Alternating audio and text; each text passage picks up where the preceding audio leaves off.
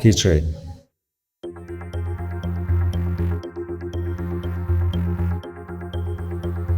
আমাকে মাফ করে দাও প্লিজ।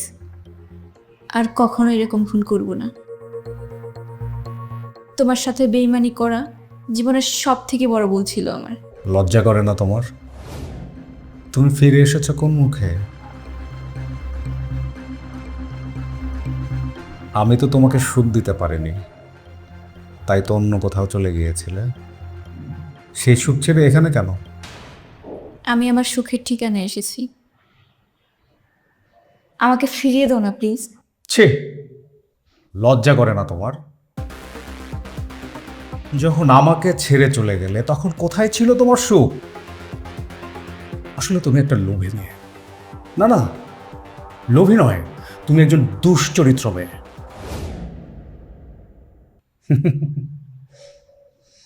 তুমি একজন দ্বিচারিণী। তোমার সঙ্গে কথা বলতেও লজ্জা লাগছে আবার।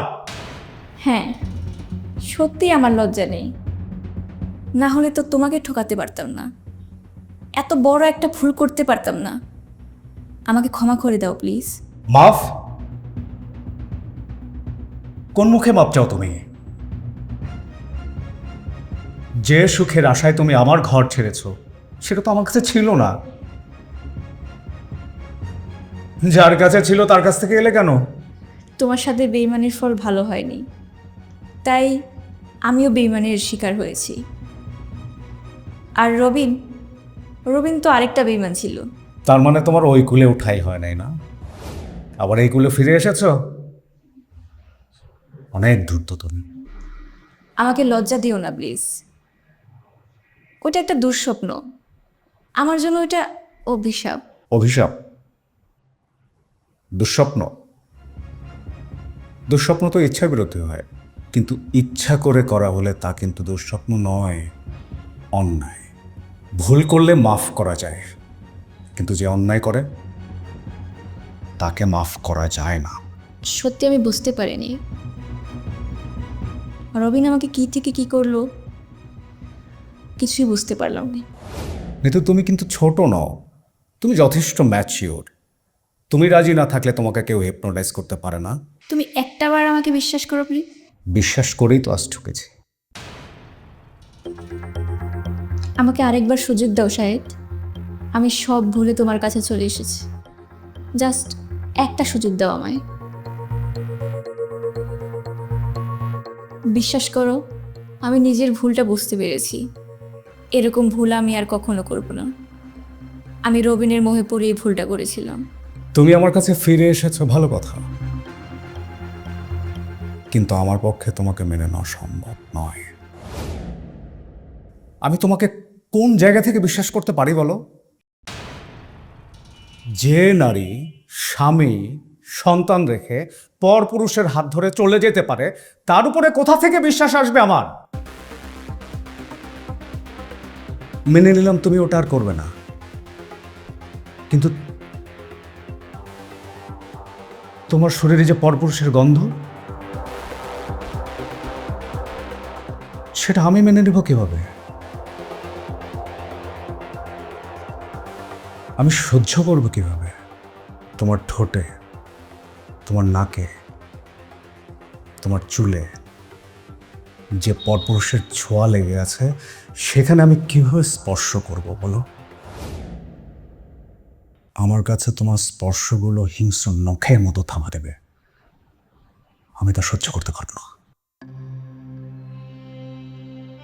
আমি যদি কোনো নারীর সাথে রাত কাটিয়ে আসতাম, পারতে তুমি সহ্য করতে? আমি সত্যি পচে গেছি, নষ্ট হয়ে গেছি, যে তোমার দয়া পাওয়ার যোগ্যতাও আমার নেই। আমি পৃথিবীতে বেঁচে থাকার অধিকার হারিয়ে ফেলেছি। আসলে আমি নিজের পায়ে নিজেই কুড়াল মেরেছি। আমার শাস্তি হওয়া উচিত। আমার এই কুল অকুল সব কুলি গেল। আমাকে দেখে সবার শিক্ষা হওয়া উচিত। কেউ যেন তার স্বামী সন্তান সংসার ছেড়ে এ ভুল না করে। হ্যাঁ হ্যাঁ হ্যাঁ, তুমি নষ্ট হয়ে গেছো, তুমি পচে গেছো। অভাবে পড়ে যারা পতিতা হয়, তাদের নিয়ে সংসার করা যায়, কিন্তু স্বভাবে যারা পতিতা তাদের নিয়ে সংসার করা যায় না। তোমাকে নিয়ে পুনরায় সংসার করা আমার দ্বিতীয়বার ভুল হবে। তার এই প্রতিদান দিলে আমার কথা দূরে থাক, তোমার সন্তানের কথাও একটা বারের জন্য মনে হলো না?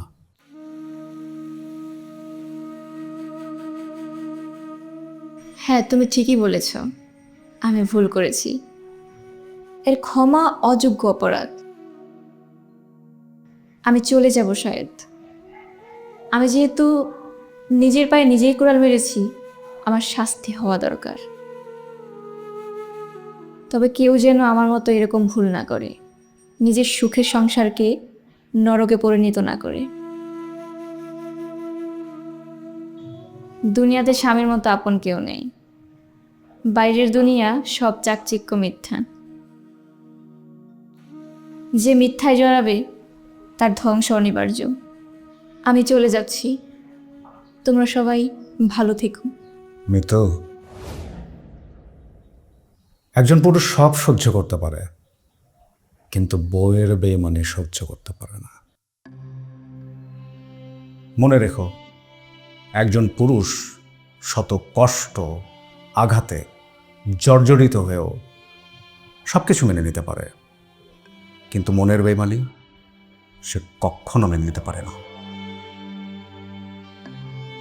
আমিও মেনে নিতে পারছি না মৃত্যু। আমি চলে গেলাম, তোমরা সবাই ভালো থেকো।